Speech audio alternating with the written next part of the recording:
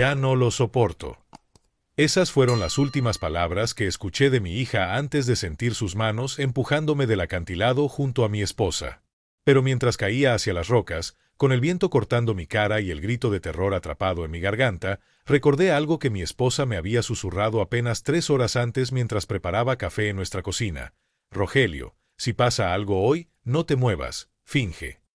Yo no entendí entonces por qué sus manos temblaban tanto al decirlo, por qué derramó el café 2 veces, por qué me abrazó tan fuerte como si fuera la última vez. Pero lo que mi hija no sabía mientras nos veía caer hacia nuestra muerte, era que en el bolsillo de mi esposa había un sobre amarillo que llevaba guardando por 6 meses, un sobre lleno de fotografías, grabaciones y documentos que en las próximas 48 horas iba a revelar que ella lo había visto todo desde el principio, que ella conocía cada detalle del plan de nuestra hija para matarnos, que ella había preparado la trampa perfecta sabiendo que tal vez no sobreviviría para verla. Serrars. Mi nombre es Don Rogelio Herrera, tengo 71 años, y esta es la historia de cómo el último acto de amor de mi esposa se convirtió en la prueba más devastadora de que a veces amar significa morir en silencio para salvar a quien amas. Antes de contarte cómo un pañuelo bordado y 3 palabras susurradas salvaron mi vida y destruyeron una mentira de años, suscríbete y comparte esta historia con alguien que sepa lo que es amar tanto que estás dispuesto a morir para proteger la verdad. Lo que pasó en ese acantilado de San Miguel del Refugio nos enseñó que a veces el amor más grande se expresa en el silencio más doloroso, y que las personas que más amamos pueden ser las que más traicionan, pero también las que más sacrifican. No sé cuánto tiempo estuve inconsciente, pero desperté con un dolor tan brutal en las costillas que cada respiración se sentía como si 1000 cuchillos atravesaran mi pecho, y lo primero que vi cuando abrí los ojos fue el cielo gris de Michoacán manchado de rojo por mi propia sangre que corría desde mi frente hasta mis labios, dejándome ese sabor metálico y amargo que nunca voy a poder olvidar. Las rocas del acantilado me habían recibido como puños de piedra, y podía sentir que mi brazo izquierdo estaba roto porque colgaba en un ángulo que no era natural, pero el dolor físico no era nada comparado con el terror absoluto que sentí cuando escuché pasos acercándose desde arriba. Pasos lentos y calculados de alguien que baja con cuidado por el camino rocoso para verificar que su trabajo está completo. No te muevas, finge. Las palabras de mi esposa resonaron en mi cabeza como un grito de supervivencia, y en ese momento entendí con una claridad terrible que ella sabía exactamente lo que iba a pasar, que ella me había estado preparando para este preciso instante sin decírmelo directamente porque si yo lo hubiera sabido, mi hija habría notado algo diferente en mis ojos, en mi forma de hablarle, en la manera en que la miraba durante el desayuno de esa mañana. Cerré los ojos con tanta fuerza que vi estrellas detrás de los párpados y obligué a mi cuerpo destrozado a quedarse completamente inmóvil, ignorando el dolor insoportable, ignorando el frío del viento del acantilado que cortaba mi piel mojada de sangre, ignorando incluso el instinto humano más básico de gritar pidiendo ayuda.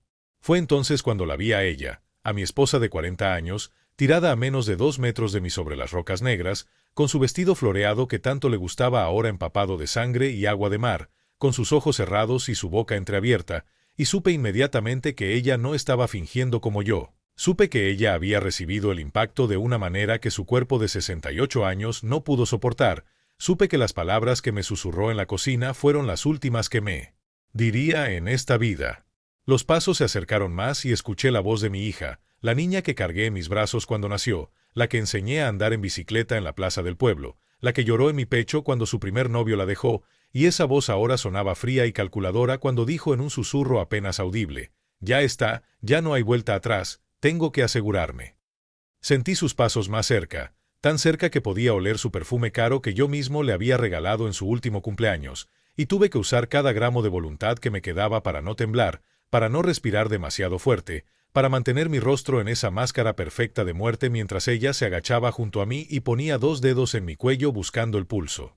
Mi corazón latía tan fuerte que estaba seguro de que lo iba a sentir, que iba a descubrir que seguía vivo y que entonces terminaría el trabajo empujando una roca sobre mi cabeza o simplemente ahorcándome allí mismo, pero las palabras de mi esposa seguían resonando en mi mente como un mantra de supervivencia: «No te muevas, finge, no te muevas, finge». Sentí los dedos de mi hija presionar mi cuello por lo que parecieron horas, pero probablemente fueron solo segundos, y luego la escuché suspirar con lo que sonó como alivio o tal vez satisfacción, y sus pasos se alejaron de nuevo hacia el camino del acantilado.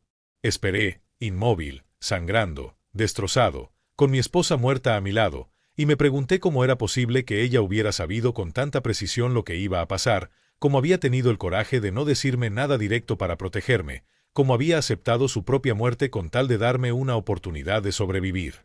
¿Cuánto amor se necesita para caminar conscientemente hacia tu propia ejecución con la esperanza de que tu última advertencia sea suficiente para salvar a la persona que amas? Esa pregunta me persigue todavía, cada noche, cada vez que cierro los ojos y veo su rostro en esa cocina temblando mientras derramaba el café. La mañana había comenzado normal, demasiado normal, con el canto de los gallos desde el rancho vecino y el olor a tortillas recién hechas que mi esposa Socorro siempre preparaba a las 6 en punto, como había hecho durante 40 años de matrimonio sin fallar un solo día. Yo entré a la cocina rascándome la barba sin afeitar y bostezando, esperando encontrar a mi mujer tarareando esas canciones viejas de José Alfredo que tanto le gustaban mientras volteaba las tortillas en el comal, pero en cambio la encontré parada frente a la ventana con las manos apretadas contra el fregadero de cerámica, mirando hacia el camino de tierra donde las bugambilias moradas se mecían con la brisa fría de octubre. ¿Qué miras, vieja?, le pregunté acercándome por atrás para abrazarla como siempre hacía, pero ella dio un salto pequeño como si no me hubiera escuchado llegar, y cuando se volteó vi algo en sus ojos que nunca había visto en 4 décadas juntos. Miedo puro, el tipo de miedo que hace que las pupilas se dilaten y que las manos tiemblen sin control.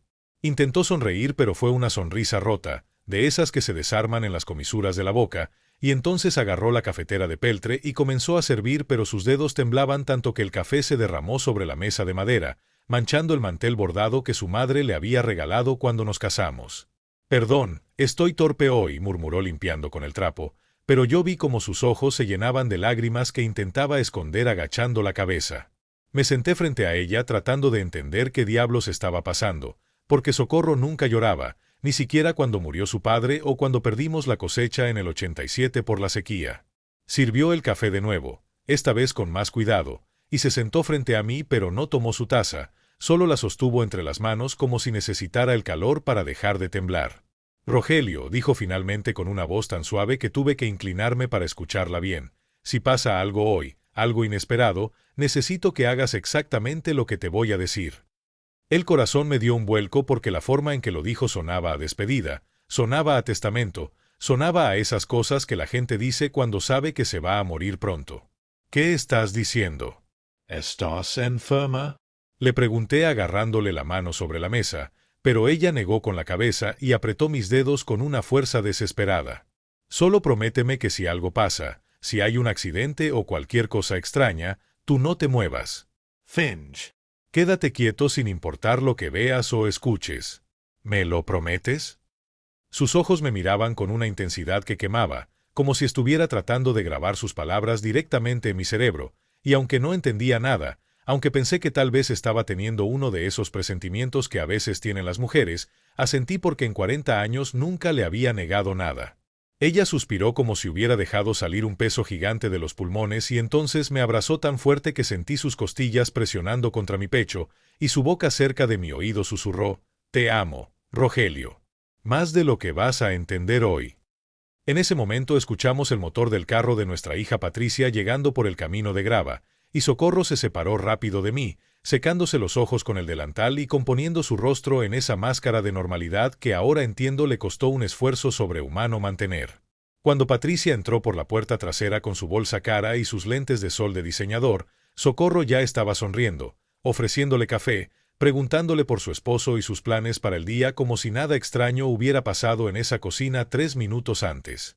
Pero yo vi cómo las manos de mi esposa seguían temblando cuando sirvió la tercera taza, vi cómo evitaba mirar directamente a nuestra hija, vi cómo se tocaba el bolsillo del delantal donde guardaba siempre su pañuelo bordado como si estuviera verificando que algo importante seguía ahí.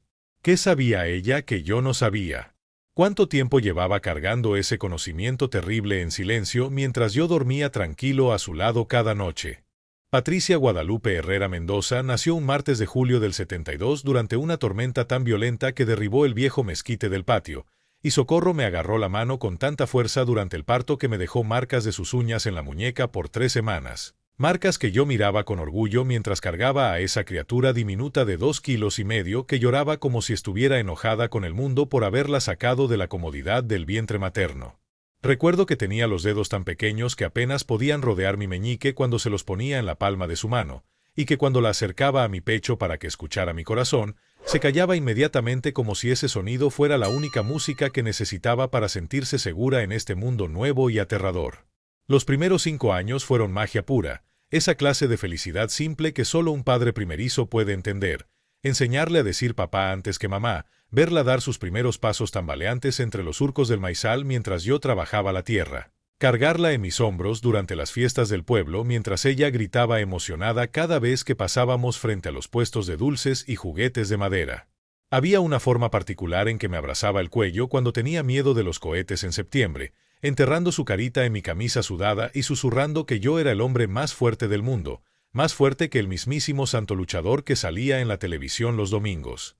Cuando cumplió 7 años, le enseñé a andar en bicicleta en la plaza principal de San Miguel, sosteniendo el asiento trasero mientras ella pedaleaba con esa determinación feroz que sacó de su madre, y cuando finalmente la solté y ella siguió andando sola sin darse cuenta durante medio minuto completo. El grito de alegría que soltó cuando se dio vuelta y vio que ya no estaba detrás de ella hizo que me dolieran los ojos de las lágrimas que no dejé salir porque los hombres de mi generación no. Llorábamos en público. En la secundaria fue cuando comenzó a cambiar, pero eran cambios normales que todos los padres esperan. Las quejas sobre su ropa no siendo suficientemente moderna, las discusiones con Socorro sobre los permisos para salir con sus amigas, los enamoramientos tontos con muchachos del pueblo que yo espantaba nada más con mirarlos feo desde el portal de la casa. Pero seguía siendo mi niña, especialmente en las mañanas de domingo cuando venía descalza a la cocina buscando el chocolate caliente que su madre preparaba con canela y piloncillo, sentándose a mi lado en la mesa y apoyando su cabeza en mi hombro mientras me contaba sus problemas adolescentes que a mí me parecían enormes solo porque para ella lo eran. La preparatoria la cambió más, la hizo más ambiciosa, más consciente de que San Miguel del Refugio era un pueblo pequeño y ella quería cosas más grandes, estudiar arquitectura en Morelia, vivir en la ciudad, usar zapatos caros y maquillarse como las actrices de las telenovelas. Socorro y yo vendimos 3 cabezas de ganado y parte de la cosecha de aguacate para pagarle la universidad, sacrificios que hicimos sin pensarlo 2 veces porque ver a nuestra hija graduarse con el birrete y la toga en esa ceremonia elegante de la capital nos llenó de un orgullo tan grande que casi no cabía en el pecho. Conoció a Ricardo en su último año, un arquitecto ya establecido 15 años mayor que ella, con dinero heredado y contactos importantes, y aunque a mí nunca me cayó bien por la forma arrogante en que hablaba de su Mercedes y sus viajes a Cancún, Patricia lo veía con ojos brillantes de admiración que nunca antes había visto en ella. Se casaron en una boda cara en Morelia que nosotros pagamos vendiendo más tierra, y después de eso las visitas al rancho se fueron espaciando, primero cada fin de semana, luego cada 2 semanas, luego una vez al mes si teníamos suerte, siempre con excusas sobre proyectos importantes y compromisos sociales que no podían cancelar. Las llamadas telefónicas se volvieron más cortas, más distantes, llenas de frases rápidas sobre estar muy ocupada pero que nos quería mucho y que pronto vendría a vernos con más calma. ¿En qué momento exacto mi hija pasó de ser esa niña que gritaba de emoción en mis hombros a ser la mujer fría que esta mañana entró a la cocina preguntando con demasiado interés sobre nuestro testamento y las escrituras del rancho? ¿Cuándo aprendió a mirar a sus padres no como las personas que sacrificaron todo por ella, sino como obstáculos entre ella y una herencia que podía cobrar más rápido si nosotros ya no estábamos?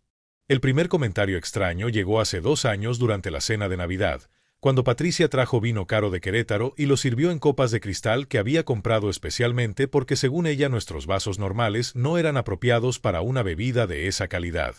Estábamos sentados en la mesa del comedor, esa misma de madera de pino que yo había construido con mis manos cuando nos casamos, y entre bocados de bacalao y romeritos ella soltó como quien no quiere la cosa. «Papá, ¿nunca han pensado en vender el rancho?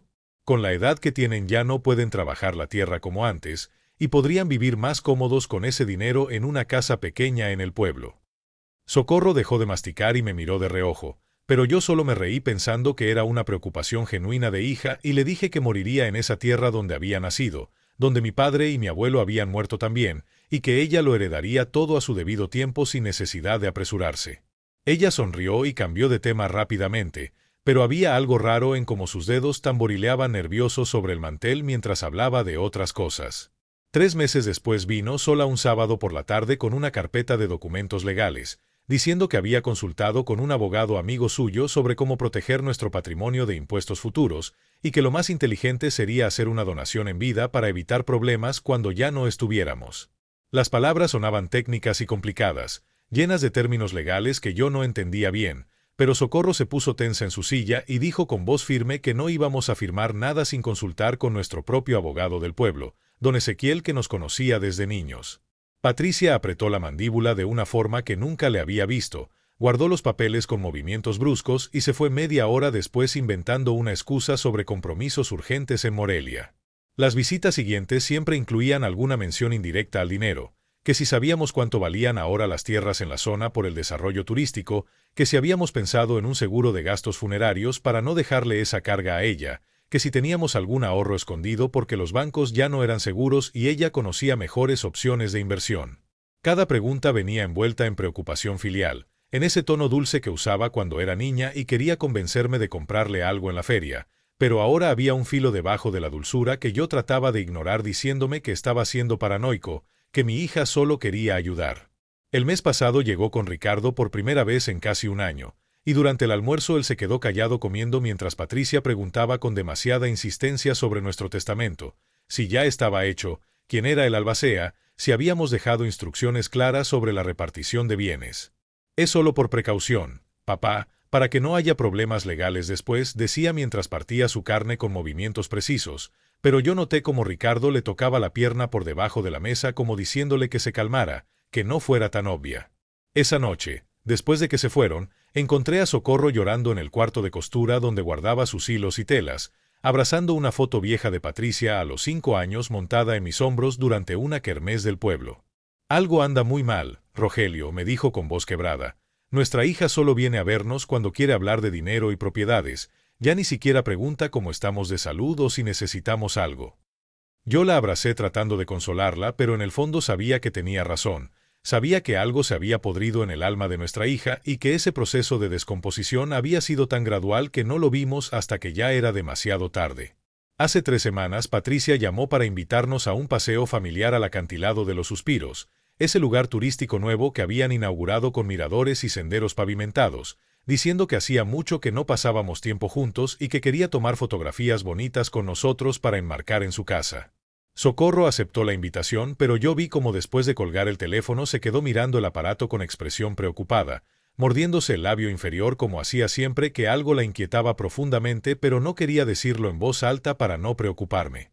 Conocí a Socorro Mendoza en la fiesta patronal de 1968, cuando ella tenía 17 años y vendía flores de cempasúchil en la entrada de la iglesia para juntar dinero para su vestido de quinceañera atrasado. Y yo era un muchacho de 20 años recién regresado del servicio militar con ideas grandes sobre comprar mi propia tierra y no trabajar toda la vida en el rancho de mi padre como peón. Ella usaba un rebozo azul que le había tejido su abuela y tenía las manos manchadas de color naranja por arrancar los pétalos todo el día, y cuando le compré 3 ramos sin necesitarlos solo para tener excusa de hablarle, me miró con esos ojos cafés enormes que parecían ver directamente dentro de mi alma y me dijo: ¿para qué quieres tantas flores si ni siquiera tienes novia a quien regalárselas? Con una sonrisa traviesa que hizo que se me olvidara cómo respirar por 3 segundos completos. Le dije que las flores eran para mi madre, pero ambos sabíamos que era mentira, y ella se rió de una forma tan genuina y musical que desde ese momento supe que quería escuchar esa risa todos los días hasta que me muriera. Nos casamos 8 meses después en una ceremonia humilde en esa misma iglesia, con solo 30 invitados y un banquete de mole que prepararon entre mi madre y la suya. Y nuestra luna de miel fue una noche en un hotel barato de Pátzcuaro donde la ventana no cerraba bien y entraba el frío del lago, pero no nos importó porque teníamos 20 mantas y nos teníamos el uno al otro. Durante 40 años construimos rituales pequeños que se volvieron el pegamento invisible de nuestro matrimonio. El café exactamente a las 6 de la mañana que ella preparaba mientras yo alimentaba a las gallinas. La forma en que yo le frotaba los pies todas las noches después de la cena mientras ella cosía o bordaba bajo la luz amarilla de la lámpara de queroseno primero y luego de la lámpara eléctrica cuando por fin llegó la luz al rancho en el 83. Los domingos por la tarde hacíamos una siesta juntos en la hamaca del corredor, con mi brazo rodeándola y su cabeza en mi pecho, escuchando el canto de los pájaros y el sonido lejano de las campanas de la iglesia marcando las 3 de la tarde. Ella conocía mis silencios mejor que nadie, sabía cuando necesitaba estar solo después de un mal día en el campo y cuando necesitaba que se sentara a mi lado sin decir nada, solo poniendo su mano sobre la mía. Yo conocía su forma de suspirar cuando estaba preocupada por algo pero no quería decirlo, y había aprendido a cocinar su sopa de lentejas favorita exactamente como le gustaba, con extra comino y un chorrito de vinagre al final, para hacerla sonreír en los días grises. Nunca fuimos de esas parejas que se dicen te amo 20 veces al día, eso nos parecía innecesario y hasta falso, pero había amor en la forma en que ella me arreglaba el cuello de la camisa antes de salir al pueblo, en cómo yo siempre le apartaba el pedazo de pan más suave del centro de la hogaza porque sabía que era su parte favorita, en la manera en que nos buscábamos con los pies debajo de las cobijas frías de enero solo para sentir que el otro seguía ahí. Tuvimos peleas, por supuesto, discusiones tontas sobre dinero o sobre si debíamos vender el becerro enfermo o intentar curarlo, pero incluso enojados nunca nos íbamos a dormir sin resolver las cosas, era una regla que habíamos establecido desde la primera semana de casados y que nunca rompimos en 4 décadas. Después de que nació Patricia, el amor se multiplicó porque ahora teníamos algo concreto que habíamos creado juntos, una personita que tenía mis cejas gruesas y la nariz respingada de Socorro, pero el amor entre nosotros dos siguió siendo la base sólida sobre la que construimos todo lo demás. Hubo años difíciles cuando las cosechas fallaron o cuando yo me enfermé de neumonía y estuve 3 semanas en cama con fiebre, y Socorro no se separó de mi lado ni una sola noche, durmiendo en una silla incómoda junto a la cama y dándome cucharadas de caldo de pollo cada 2 horas como si yo fuera un niño pequeño que necesitaba ser alimentado. Cuando su madre murió de cáncer hace 10 años, yo sostuve a Socorro mientras lloraba durante horas en nuestro cuarto, acariciando su pelo blanco que antes era negro azabache, y le prometí que nunca la dejaría sola, que moriríamos juntos como esos árboles viejos que crecen entrelazados y cuando uno cae el otro se seca poco después. Esa promesa ahora suena como una profecía terrible que no entendí hasta que fue demasiado tarde, porque resulta que Socorro había decidido hacer exactamente eso, morir para que yo pudiera vivir, sacrificar su vida para proteger la mía de una amenaza que yo ni siquiera veía venir. Fue en marzo de este año. Un martes ordinario de esos que no deberían marcar nada importante pero terminan dividiendo tu vida en un antes y un después, cuando Socorro cometió el error inocente de contestar el teléfono de la casa mientras Patricia había ido al baño durante una de sus visitas cada vez más raras. La llamada era de Ricardo, y él claramente no esperaba que fuera su suegra quien levantara el auricular porque comenzó a hablar inmediatamente sin saludar. ¿Ya les dijiste lo del acantilado? Necesitamos apurarnos antes de que ese viejo terco cambie el testamento otra vez. Socorro se quedó paralizada con el teléfono pegado a la oreja, sintiendo como la sangre se le helaba en las venas mientras su cerebro intentaba procesar esas palabras que no podían significar lo que ella temía que significaran. Colgó sin decir nada, con las manos temblando tanto que casi deja caer el aparato, y cuando Patricia regresó del baño encontró a su madre de pie junto al teléfono con expresión neutra pero con los nudillos blancos de tanto apretar el trapo de cocina que sostenía. ¿Quién llamó?, preguntó Patricia con tono casual, pero Socorro vio algo nuevo en los ojos de su hija esa tarde, calculación fría, impaciencia apenas contenida, la mirada de un depredador evaluando cuándo atacar a su presa. Número equivocado, mintió Socorro con voz tranquila que le costó un esfuerzo sobrehumano mantener estable, y siguió preparando la comida como si nada hubiera pasado mientras por dentro sentía que el mundo se le desmoronaba en pedazos microscópicos. Esa noche esperó a que yo me durmiera y entonces bajó a la sala con su linterna pequeña, sacó el teléfono viejo de teclas al jardín donde yo no pudiera escucharla, y marcó el número de su prima Leonor que trabajaba como secretaria en un despacho legal de Morelia. Hablaron por 2 horas en susurros urgentes, y Leonor le explicó que había visto casos así antes, hijos impacientes por heredar que planean accidentes, especialmente en lugares remotos donde es fácil hacer que una caída parezca natural. Los siguientes meses Socorro se convirtió en una detective silenciosa en su propia casa, revisando los bolsillos de Patricia cuando venía de visita y encontrando recibos de ferreterías en Morelia por compras extrañas de cuerdas y equipo de montaña que su hija nunca antes había necesitado, guardando cada papel sospechoso en una caja de galletas escondida detrás de los frascos de conservas en la alacena. Comenzó a anotar en un cuaderno pequeño cada comentario raro de nuestra hija, las preguntas sobre nuestros horarios de medicinas, el interés repentino por saber si teníamos vecinos que nos visitaran seguido, la insistencia en ese paseo al acantilado que según ella sería perfecto para fotografías de familia. Una tarde de abril Socorro viajó sola a Morelia diciéndome que iba a consulta médica de rutina, pero en realidad fue a la notaría de don Ezequiel donde grabó en video su testimonio completo sobre sus sospechas, entregó copias de todos los documentos que había recolectado, y dejó instrucciones específicas en un sobresellado que solo debía abrirse si algo nos pasaba a ambos. Don Ezequiel, que nos conocía desde jóvenes, intentó convencerla de que fuera a la policía inmediatamente, pero Socorro negó con la cabeza y le dijo algo que el notario me repitió semanas después: si me equivoco y acuso a mi hija de planear matarnos, destruyo para siempre cualquier posibilidad de que ella cambie y vuelva a ser la niña que criamos. Pero si tengo razón, necesito pruebas suficientes para que cuando llegue el momento no pueda negarlo. Durante esos meses yo notaba que mi esposa estaba distinta, más callada y pensativa, pero cuando le preguntaba si algo andaba mal ella siempre me decía que solo estaba cansada por la edad, y yo le creía porque después de 40 años juntos confiaba en ella más que en mí mismo. Ahora entiendo que cada vez que me abrazaba de más, cada vez que me miraba largo rato mientras yo leía el periódico sin darme cuenta, cada vez que susurraba que me amaba en momentos aleatorios del día, era su forma de despedirse poco a poco sin que yo supiera que estaba diciendo adiós. La última semana antes del acantilado Socorro terminó de bordar un pañuelo nuevo con hilo dorado, y en las esquinas escondió en letras tan pequeñas que apenas se veían estas palabras: para Rogelio, el amor de mi vida. Perdóname por no poder salvarnos a los dos. El sobre amarillo está en el bolsillo secreto de mi delantal café, el que uso los domingos. Entrégalo a Don Ezekiel. Te amo más allá de esta vida. Yo vi ese pañuelo terminado secándose en el tendedero y le dije que había quedado muy bonito, sin saber que estaba mirando su carta de despedida disfrazada de artesanía inocente. El acantilado de los suspiros estaba lleno de turistas ese domingo, familias con niños comiendo helados y parejas jóvenes tomándose selfies frente al barranco de 50 metros que caía directo hacia las rocas negras donde el río se estrellaba creando esa espuma blanca permanente que le daba el nombre al lugar.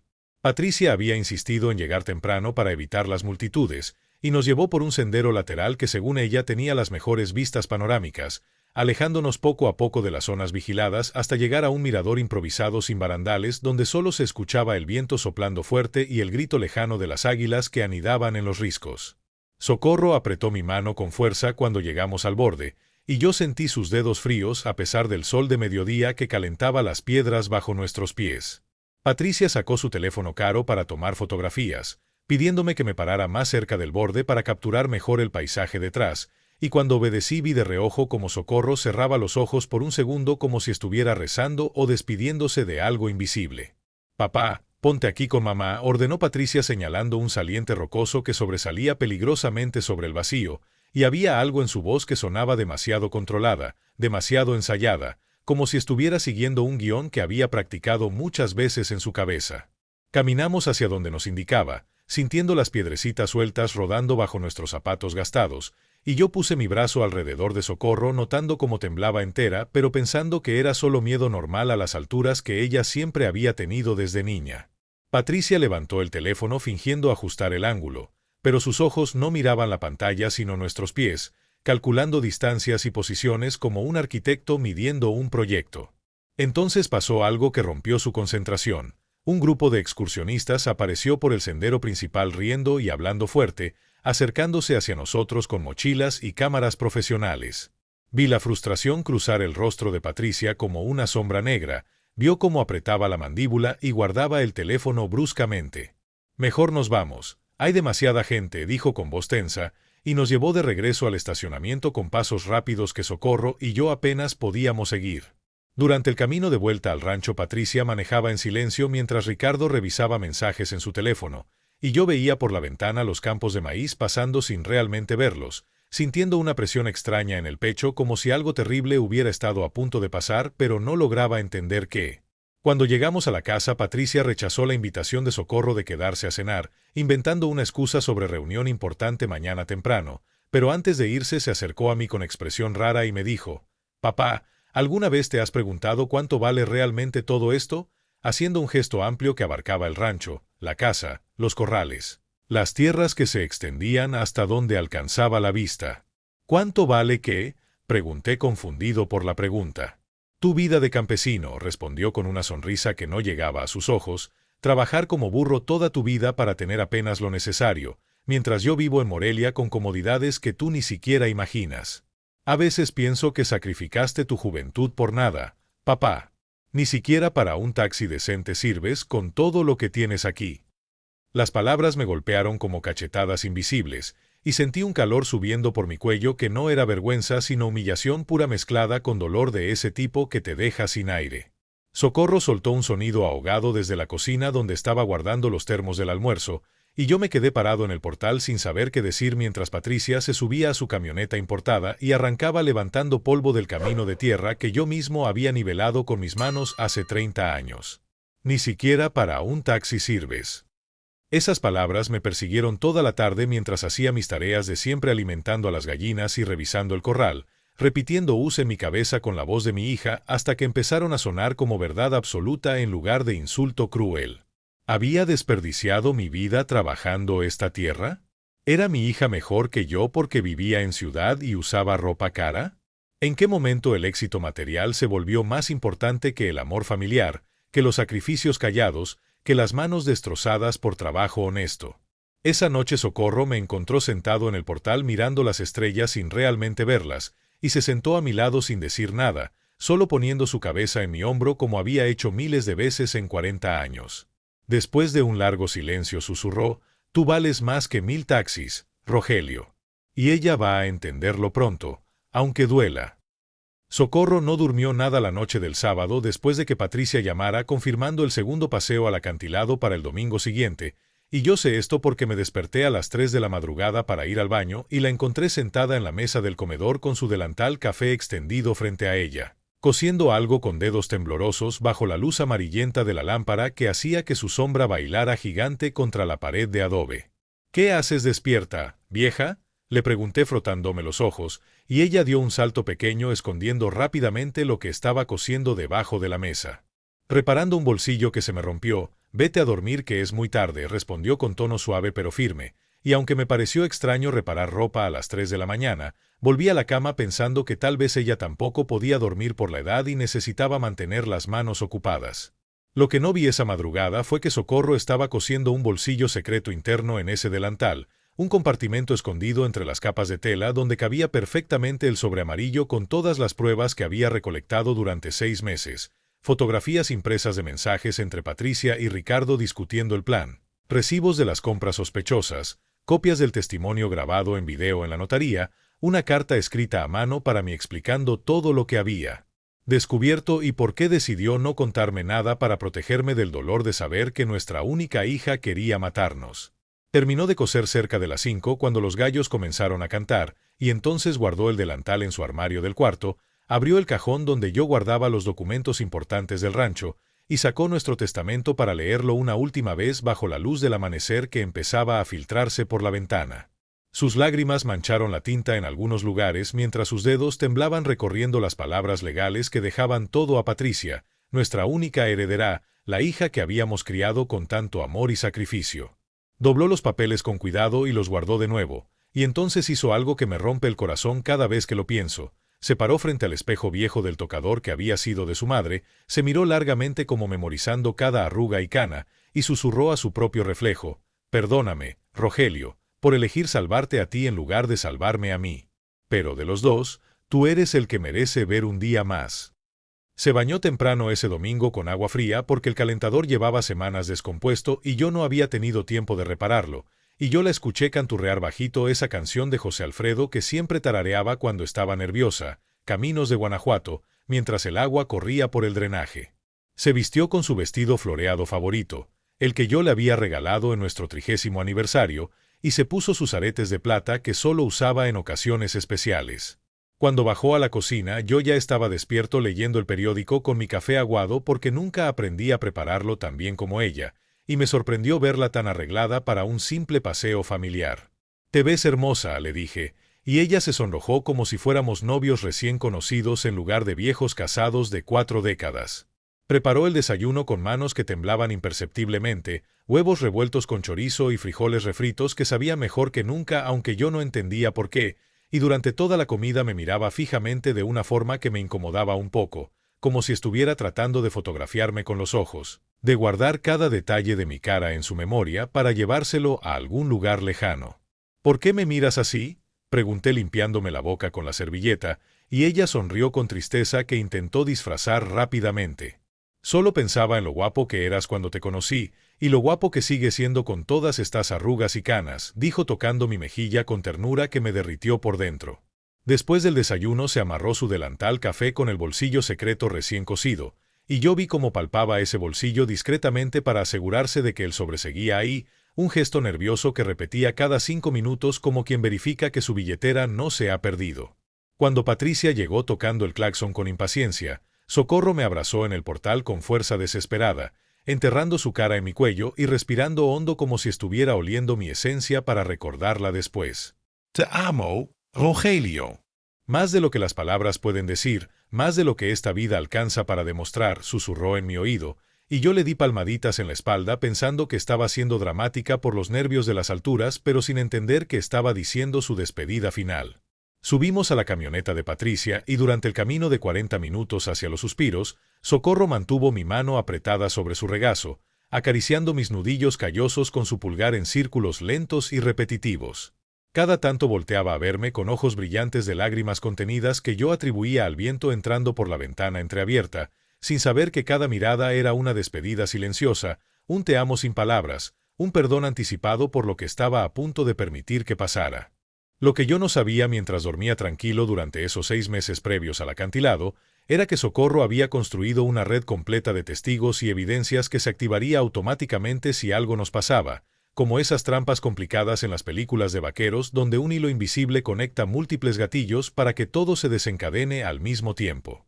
La primera persona que Socorro contactó fue su prima Leonor de Morelia, quien trabajaba en el despacho legal más respetado de Michoacán y quien inmediatamente le consiguió una cita discreta con un investigador privado llamado Mauricio Saldaña que se especializaba en casos de herencias conflictivas y fraudes familiares.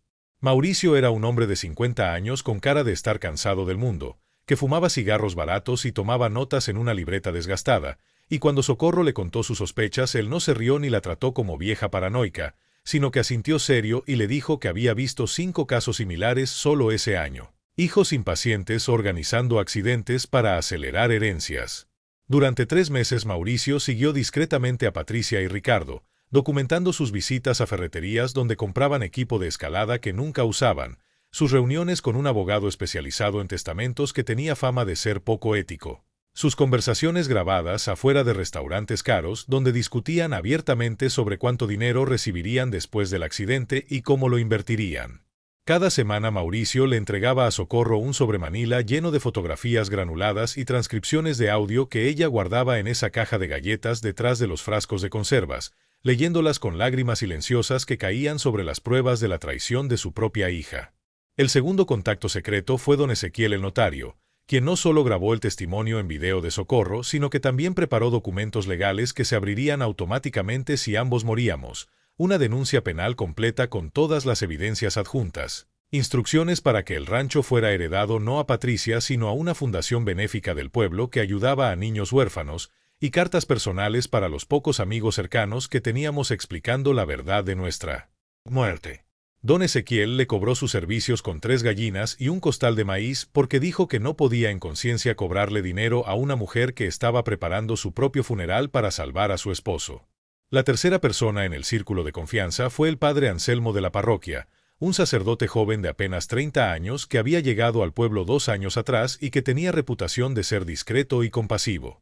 Socorro fue a confesarse un jueves por la tarde cuando la iglesia estaba vacía excepto por 2 viejitas rezando el rosario en la primera banca, y detrás de la celosía del confesionario le contó al padre todo lo que había descubierto, todo lo que temía, todo lo que había planeado para protegerme. El padre Anselmo guardó silencio largo rato después de escucharla, y cuando finalmente habló su voz temblaba. «Hermana Socorro, lo que me estás diciendo es que vas a sacrificar tu vida conscientemente. Como católico debo decirte que Dios no quiere que mueras, pero como hombre entiendo que a veces el amor exige sacrificios que van más allá de lo que la doctrina alcanza a explicar». Le dio la absolución sabiendo que probablemente sería la última vez que la confesaba, y le prometió que si algo pasaba él personalmente se aseguraría de que las autoridades investigaran a fondo y de que yo recibiera apoyo espiritual para sobrevivir al duelo. Socorro también visitó a nuestra vecina Doña Refugio, la partera que la había ayudado a dar a luz a Patricia y que ahora tenía 80 años pero mente filosa como navaja recién afilada. No le contó todos los detalles, solo le dijo: «Cuca, si algo nos pasa a Rogelio y a mí, algo que parezca accidente, necesito que vayas inmediatamente con el comandante Herrera del pueblo y le digas que revise bien, que pregunte, que no dé nada por sentado». Doña Refugio entendió sin necesidad de más explicaciones porque había vivido suficientes décadas para saber que a veces las peores traiciones vienen de la propia sangre, y asintió apretando las manos arrugadas de Socorro entre las suyas. El jueves anterior al domingo fatal, Socorro fue al Banco de Morelia y abrió una caja de seguridad donde depositó copias adicionales de todas las evidencias junto con una carta sellada dirigida a mí que solo yo podría abrir con mi identificación si ella moría. Le pagó al gerente del banco un año completo por adelantado y le dio instrucciones específicas. Si ella no regresaba en 2 semanas a renovar el pago, él debía contactar inmediatamente a don Ezequiel el notario. Cada movimiento estaba calculado, cada persona cuidadosamente elegida, cada contingencia anticipada con inteligencia que yo nunca le había dado suficiente crédito durante nuestro matrimonio porque ella siempre había sido callada y yo había confundido su silencio con simplicidad. La noche del sábado, después de coser el bolsillo secreto en su delantal, Socorro escribió una última carta breve en papel arrugado que guardó en el sobre amarillo junto con todas las evidencias, y esa carta decía simplemente: «Rogelio, si estás leyendo esto es porque yo ya no estoy, pero tú sí. No llores por mí más de lo necesario. Viví 40 años amándote y eso es más de lo que la mayoría de la gente consigue en toda una vida. Ahora hazme un último favor, vive. Vive lo suficiente para ver que la justicia se hace, para que nuestra hija entienda que el amor verdadero no se puede matar con traición. Te amo hasta donde termina el cielo». El segundo domingo en Los Suspiros amaneció con cielo despejado pero viento helado que cortaba la piel, y Patricia manejó por la misma ruta lateral evitando a los guardabosques y turistas, llevándonos directamente al mirador sin barandales donde las rocas terminaban en un precipicio vertical de 50 metros que daba vértigo solo con asomarse. Socorro apretó mi mano tan fuerte que sus uñas se clavaron en mi palma dejando medias lunas rojas, y cuando la miré vi que sus labios se movían en silencio rezando el Padre Nuestro con ojos cerrados. Patricia nos posicionó exactamente donde quería, con nuestras espaldas al vacío y ella frente a nosotros supuestamente para tomar la fotografía perfecta con el paisaje detrás, pero esta vez no había teléfono en sus manos, solo esa expresión fría y determinada de quien está a punto de cruzar una línea de la que no hay regreso. El viento soplaba tan fuerte que tuve que inclinarme ligeramente hacia adelante para mantener el equilibrio, sintiendo las piedrecitas sueltas rodando bajo mis botas viejas, consciente de forma visceral de que un paso en falso me mandaría directo a las rocas negras que se veían diminutas allá abajo donde el agua del río se estrellaba creando ese ruido constante como de trueno lejano. «¿No vas a tomar la foto?», pregunté confundido por su demora, y fue entonces cuando vi sus manos moverse hacia nosotros no con cámara sino con intención violenta. Todo pasó en segundos que se sintieron como horas elásticas. Patricia gritó «Ya no lo soporto» con voz llena de rabia y desesperación mientras sus palmas se estrellaban contra nuestros pechos empujándonos simultáneamente hacia atrás. Y yo sentí el momento exacto en que mis pies perdieron contacto con tierra sólida y mi cuerpo comenzó a caer hacia atrás en cámara lenta horrible. El primer pensamiento fue de incredulidad absoluta, mi cerebro rechazando la realidad de que mi propia hija nos estaba matando, negándose a aceptar que esas manos que yo había sostenido cuando aprendía a caminar ahora me empujaban hacia mi muerte. Vi el cielo azul girando mientras caía, sentí el estómago subirse a la garganta como en esas caídas libres de las ferias, escuché el grito de socorro mezclándose con el mío propio y con el sonido del viento rugiendo en mis oídos. Fue en ese instante de terror puro, con el vacío tragándome y las rocas acercándose veloces desde abajo, cuando la memoria me golpeó con claridad sobrenatural. «Rogelio, si pasa algo hoy, no te muevas, finge». Las palabras de socorro esa mañana en la cocina resonaron en mi cabeza más fuerte que el grito de agonía que salía de mi garganta, y entendí con horror devastador que ella había sabido exactamente qué iba a pasar, que había estado preparándome sin decírmelo, que ese abrazo apretado antes de salir había sido su despedida consciente. El aire me azotaba la cara haciendo que los ojos me lagrimearan. Vi ramas de arbustos pasando borrosas a mi lado mientras caía dando vueltas sin control. Sentí el golpe brutal contra una saliente rocosa que me rompió costillas con sonido de madera quebrándose. Y después otro impacto que me sacó todo el aire de los pulmones dejándome sin capacidad de gritar aunque mi boca estaba abierta en alarido silencioso. El dolor era tan absoluto que se volvió casi abstracto, como si le estuviera pasando a otra persona mientras yo observaba desde afuera, y lo último que vi antes de que mi cabeza golpeara la roca final fue el cuerpo de socorro cayendo paralelo al mío a pocos metros de distancia, con su vestido floreado inflándose como paracaídas inútil y sus ojos abiertos mirándome con expresión que no era miedo sino algo más complejo, amor mezclado con perdón anticipado. Después hubo negro absoluto que no sé cuánto duró. Podría haber sido 1 minuto o 1 hora, hasta que desperté con ese dolor insoportable en las costillas y el sabor a sangre en la boca. No te muevas, finge. Las palabras volvieron a mí con urgencia de orden de supervivencia, y aunque cada fibra de mi cuerpo gritaba para moverse, para tocar las heridas, para buscar ayuda, obligué a mis músculos destrozados a quedarse completamente inmóviles como cadáver recién caído. Escuché los pasos de Patricia bajando por el sendero rocoso, sus respiraciones agitadas acercándose, y tuve que usar voluntad sobrehumana para no temblar cuando ella se arrodilló junto a nosotros verificando si seguíamos vivos. Sus dedos presionaron mi cuello buscando pulso mientras yo controlaba mi respiración para hacerla imperceptible, sintiendo cada latido de mi corazón como bombazo de tambor que estaba seguro ella escucharía. Entonces la escuché moverse hacia Socorro, y hubo un silencio terrible que duró eternidad antes de que susurrara: «Mamá está muerta. Papá también». Su voz sonaba rara, mitad aliviada y mitad asustada, como si recién estuviera procesando la magnitud de lo que acababa de hacer. Escuché sus pasos alejándose rápido hacia arriba, probablemente para establecer su coartada de que nos había dejado allí tomando fotos y cuando regresó ya habíamos caído accidentalmente. Esperé inmóvil bajo el sol castigador, sangrando, con moscas empezando a posarse en mi piel, hasta que estuve absolutamente seguro de que se había ido. No sé cuánto tiempo estuve tirado en esas rocas fingiendo muerte mientras el sol de mediodía me quemaba la piel y las hormigas comenzaban a explorar mi cuerpo inmóvil como si ya fuera carroña, pero cada minuto se sentía como 1 hora de tortura donde tenía que elegir conscientemente entre respirar y sobrevivir. El brazo roto colgaba en ángulo grotesco y cada vez que el viento lo movía ligeramente el dolor me atravesaba como electricidad, pero no podía gritar ni moverme porque Patricia podía estar todavía cerca vigilando desde arriba para asegurarse de que su trabajo estuviera completo. Lo peor no era el dolor físico, sino estar a menos de 2 metros de Socorro viendo cómo su vestido floreado se manchaba lentamente de rojo oscuro alrededor de su cabeza, sabiendo que ella había estado en lo correcto sobre todo, que había caminado conscientemente hacia esta trampa para salvarme a mí. Sus ojos estaban abiertos mirando el cielo pero sin ver nada, y una mosca se posó en su mejilla sin que ella parpadeara, confirmación horrible de que mi esposa de 40 años ya no estaba en ese cuerpo roto tirado sobre piedras negras.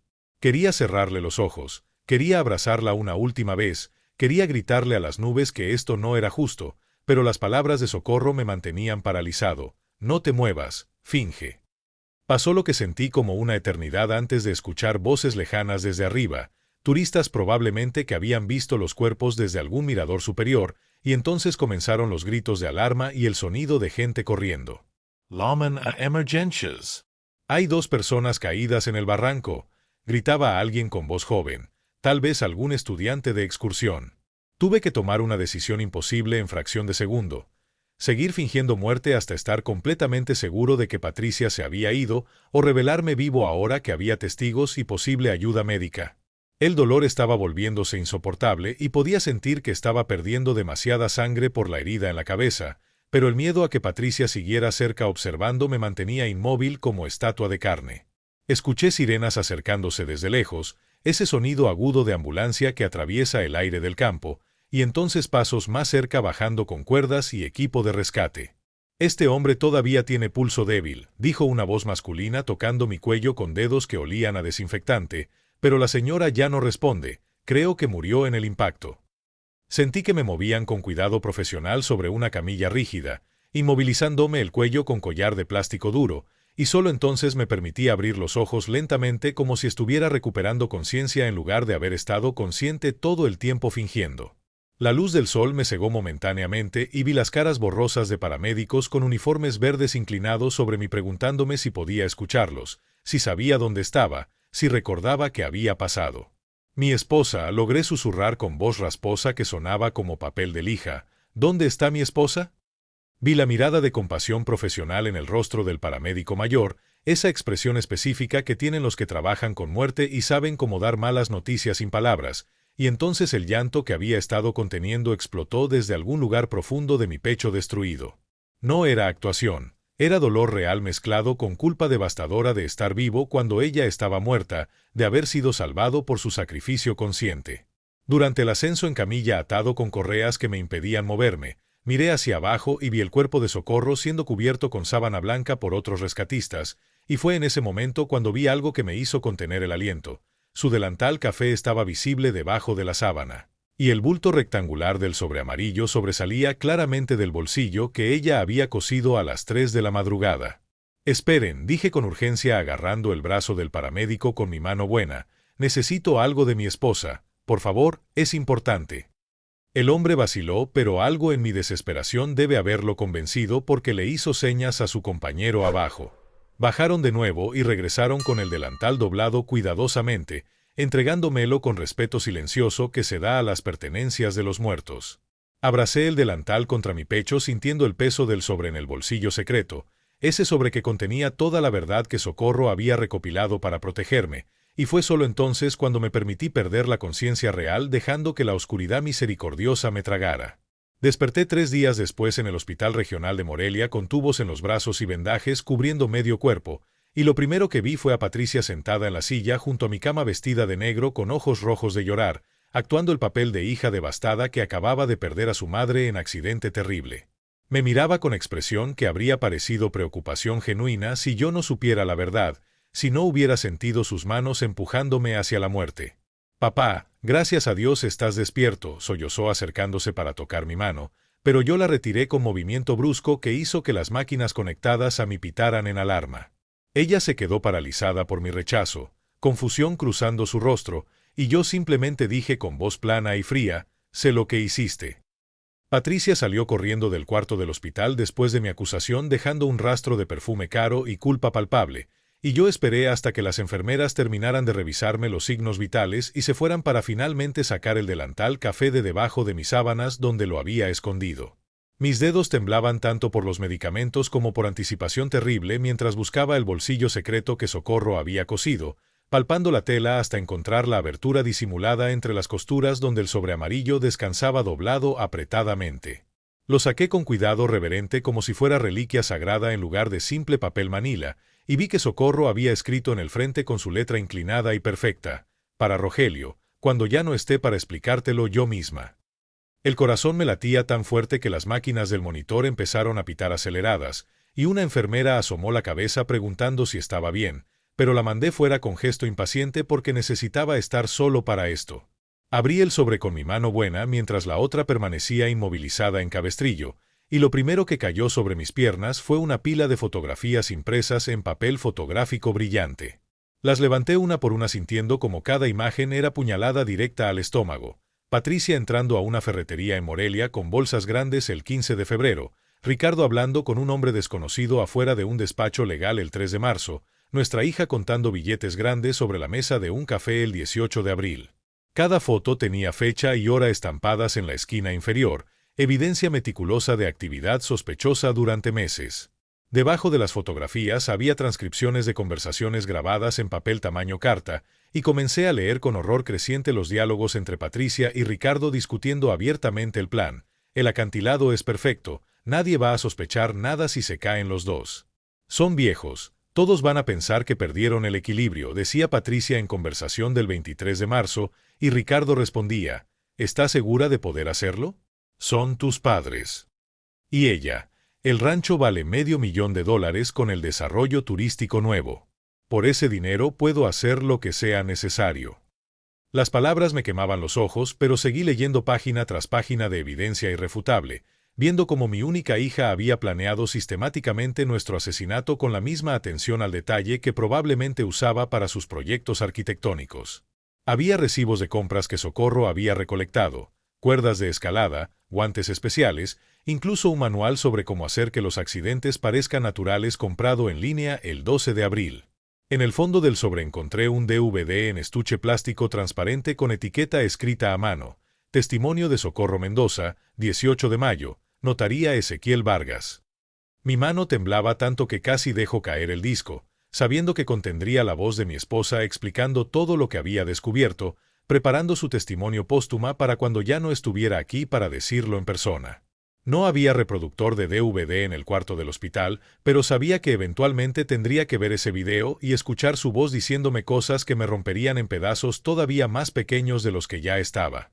Finalmente, en el fondo del sobre, Encontré una carta escrita en papel arrugado con manchas que reconocí inmediatamente como lágrimas secas de mi esposa. La desdoblé con dedos que apenas me obedecían y comencé a leer su caligrafía familiar que había visto miles de veces en listas de compras y notas de amor escondidas en mis bolsillos. Mi Rogelio querido, si estás leyendo esto es porque el plan de Patricia funcionó, pero tú sobreviviste tal como yo esperaba. Perdóname por no haberte contado nada durante estos 6 meses, pero conoces a nuestra hija mejor que yo y sabes que ella siempre pudo leer tus emociones en tu cara. Si tú hubieras sabido lo que yo sabía, ella lo habría visto en tus ojos y habría cambiado sus planes, tal vez haciéndolos más peligrosos o esperando otro momento cuando estuviéramos menos preparados. Tenía que dejarte en la ignorancia para mantenerte a salvo. Mis lágrimas comenzaron a manchar el papel mezclándose con las de ella de meses atrás, creando manchas nuevas sobre las viejas. Sé que te estás culpando ahora mismo por estar vivo mientras yo estoy muerta. Conozco tu corazón como conozco el mío propio y sé que estás pensando que debiste haber sido tú quien muriera. Pero escúchame bien, Rogelio Herrera, tú tienes que vivir. Tienes que vivir para asegurarte de que la justicia se haga, para que Patricia entienda que no puede matar el amor con traición, para que otros padres sepan que a veces nuestros hijos se pierden en caminos oscuros y necesitamos estar preparados.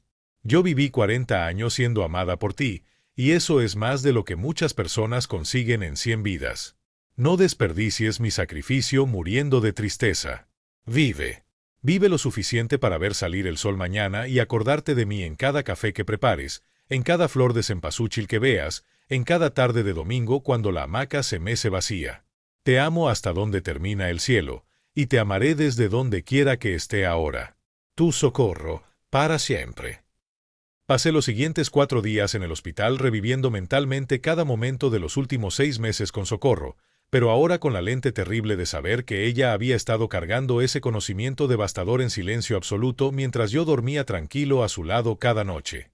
Recordé cómo en marzo ella había comenzado a despertarse antes del amanecer, y yo la encontraba sentada en el portal mirando las estrellas desaparecer con expresión ausente que yo había atribuido a insomnio de la edad, sin entender que estaba contando los días que le quedaban conmigo, memorizando cada salida del sol como si fuera la última.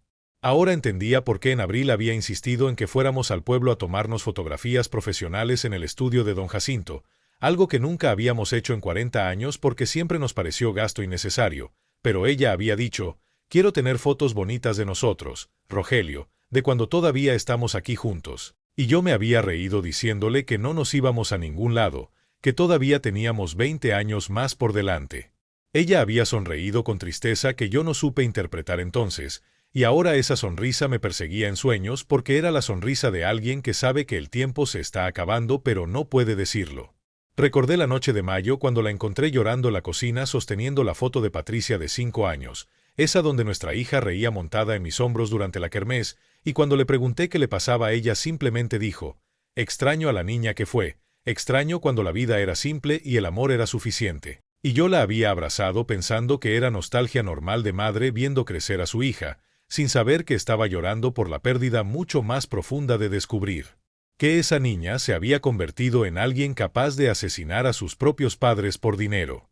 Había habido un domingo de junio cuando fuimos a misa y el padre Anselmo habló en su sermón sobre el sacrificio de Abraham dispuesto a dar a su hijo por obedecer a Dios, y Socorro había apretado mi mano tan fuerte durante ese sermón que sus nudillos se pusieron blancos, y después me había preguntado, ¿tú sacrificarías algo que amas mucho para salvar algo que amas aún más? Yo no había entendido la pregunta entonces y había respondido con alguna banalidad sobre que todos hacemos sacrificios por familia, pero ahora esa pregunta resonaba con significado terrible porque ella ya había decidido sacrificarse a sí misma para salvarme a mí.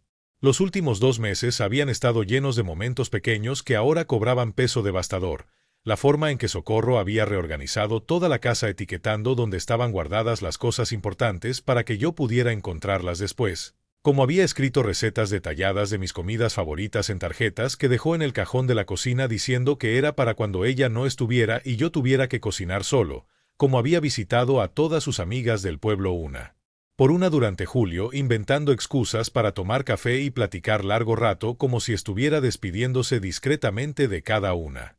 Yo había pensado que estaba pasando por alguna crisis existencial de la edad, esos momentos donde la gente toma conciencia de su mortalidad y quiere poner sus asuntos en orden, pero era mucho más específico y calculado que eso. Ella sabía exactamente cuándo iba a morir porque había decidido permitir que sucediera. Hubo una tarde de agosto cuando estábamos en la hamaca del corredor y ella me había acariciado el pelo durante una hora entera sin decir nada, solo pasando sus dedos por mi cabello blanco con ternura infinita, y cuando le pregunté en qué pensaba ella había suspirado hondo y dicho, en que el amor verdadero no es solo vivir por alguien. A veces es estar dispuesto a morir por ellos también. Yo había pensado que era una reflexión filosófica abstracta, pero era confesión directa disfrazada de conversación casual.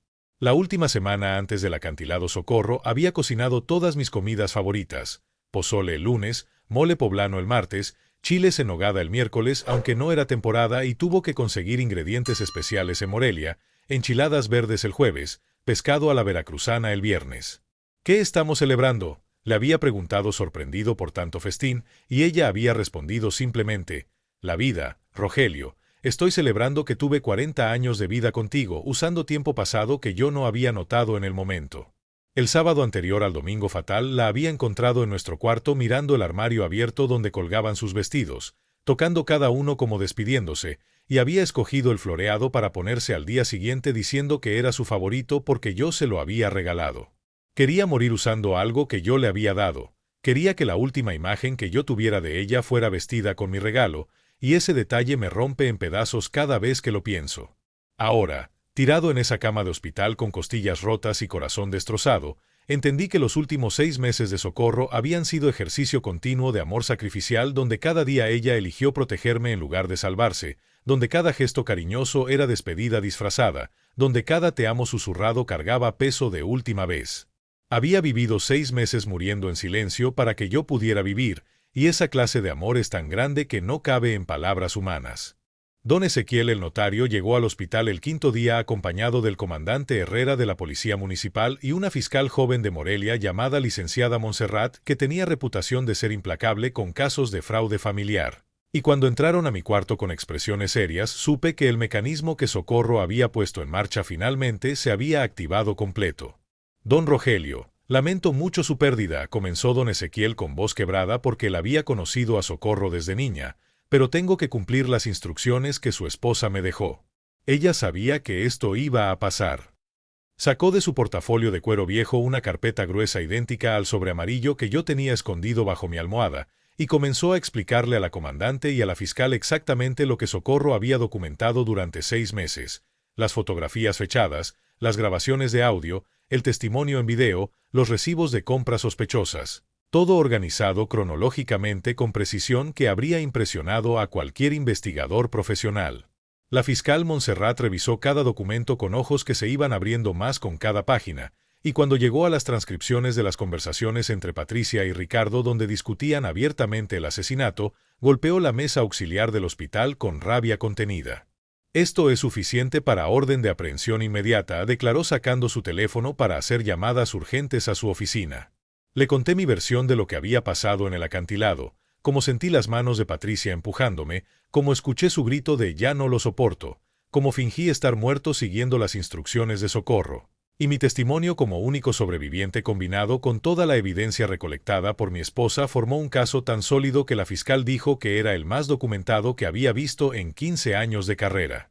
Esa misma tarde la policía fue a arrestar a Patricia a su casa de Morelia, y según me contó después el comandante Herrera, ella había estado empacando maletas cuando llegaron, preparándose para un viaje súbito a Cancún que habría sido el primero de muchos financiados con el dinero de nuestra herencia. Esto es un error. Mi mamá murió en un accidente, gritaba Patricia mientras le ponían las esposas, manteniendo su actuación de hija inocente hasta el final, pero cuando le mostraron las fotografías de ella comprando el equipo y las transcripciones de sus propias palabras planeando el asesinato, su rostro se descompuso como máscara de cera derritiéndose. Ricardo intentó huir por la puerta trasera, pero lo atraparon en el jardín tropezando con sus propias macetas caras, y ambos fueron llevados a la cárcel preventiva mientras se preparaban los cargos formales de homicidio premeditado con agravante de parentesco.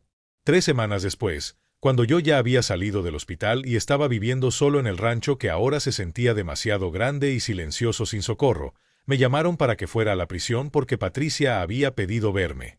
Dudé durante días si ir o no. Parte de mí quería dejarla pudriéndose en esa celda sin darle el consuelo de mi presencia, pero otra parte más vieja y cansada necesitaba mirarla a los ojos y entender cómo había llegado a esto. La encontré en la sala de visitas vestida con uniforme naranja de prisión que contrastaba brutalmente con los trajes de diseñador que usaba antes. Su pelo que siempre llevaba perfectamente arreglado ahora estaba sucio y despeinado, y las ojeras debajo de sus ojos mostraban noches sin dormir que yo no podía sentir lástima por ellas. Nos sentamos en lados opuestos de una mesa de metal rayada, separados por 30 centímetros de distancia que se sentían como kilómetros de abismo imposible de cruzar, y durante largo rato ninguno dijo nada, solo nos miramos reconociendo al extraño en que el otro se había convertido. Mamá lo sabía, dijo finalmente Patricia con voz pequeña que no había usado desde niña.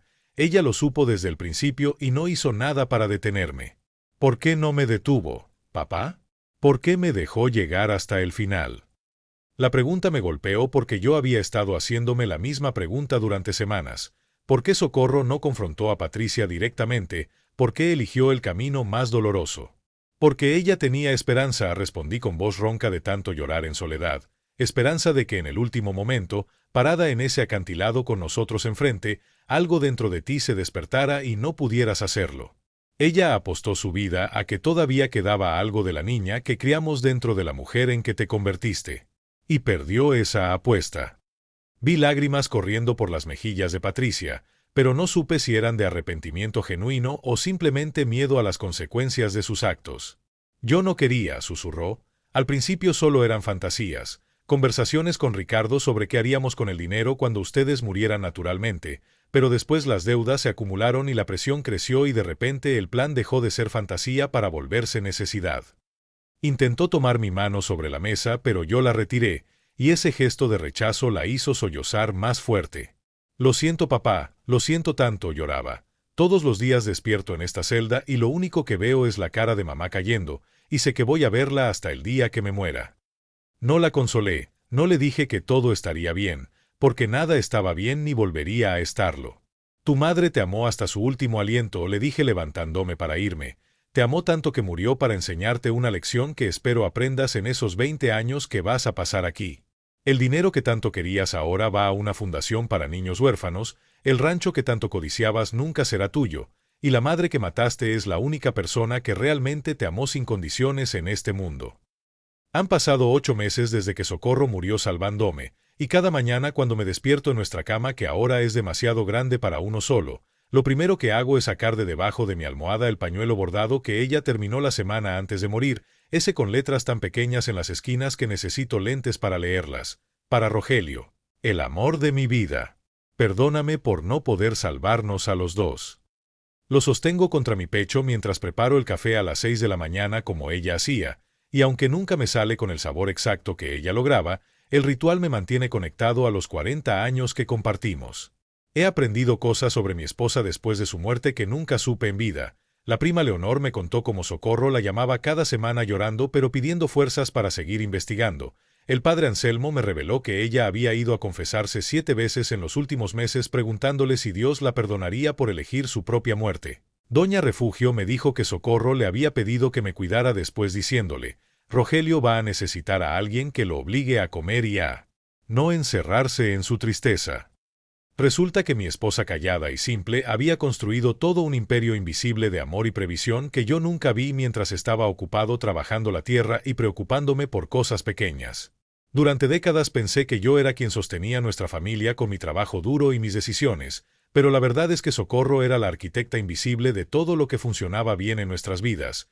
Ella era quien recordaba los cumpleaños de todos, quien mediaba conflictos sin que yo notara que había conflictos, quien tomaba 1000 decisiones diarias que mantenían nuestro mundo girando suavemente.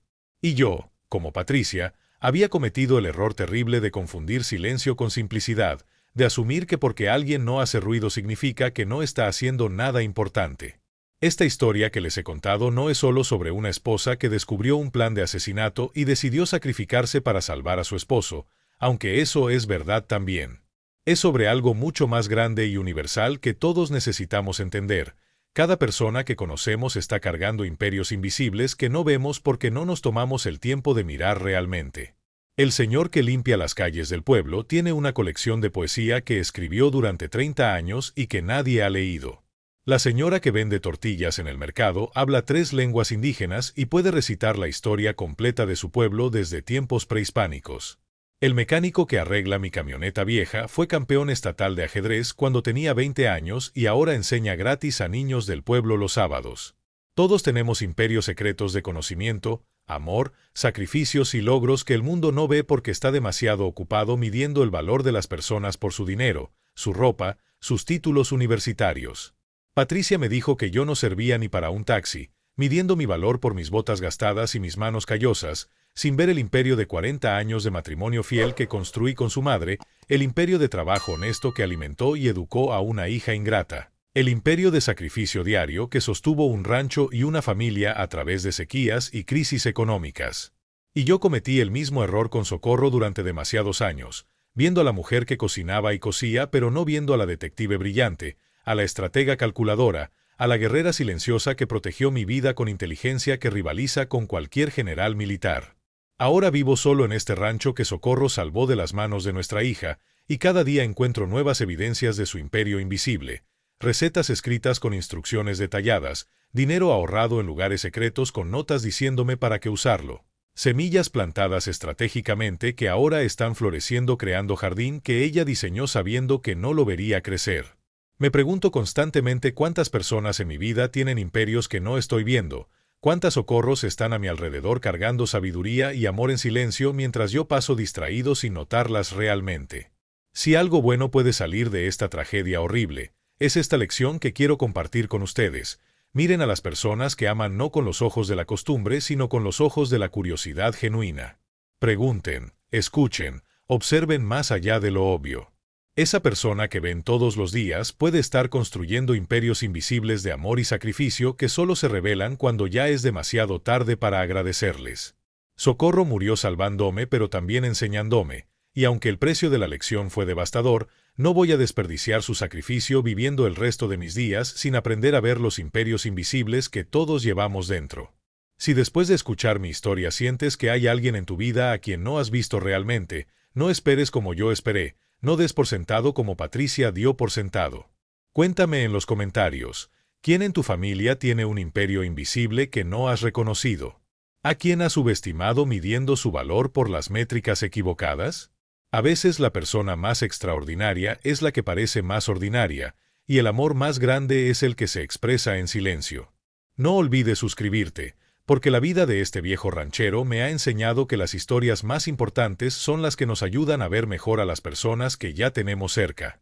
Y si hay algo que Socorro me enseñó con su muerte, es que nunca sabemos cuánto tiempo nos queda para decirle a alguien que vemos su imperio, que valoramos sus sacrificios invisibles, que su vida silenciosa es más valiosa que todo el ruido del mundo.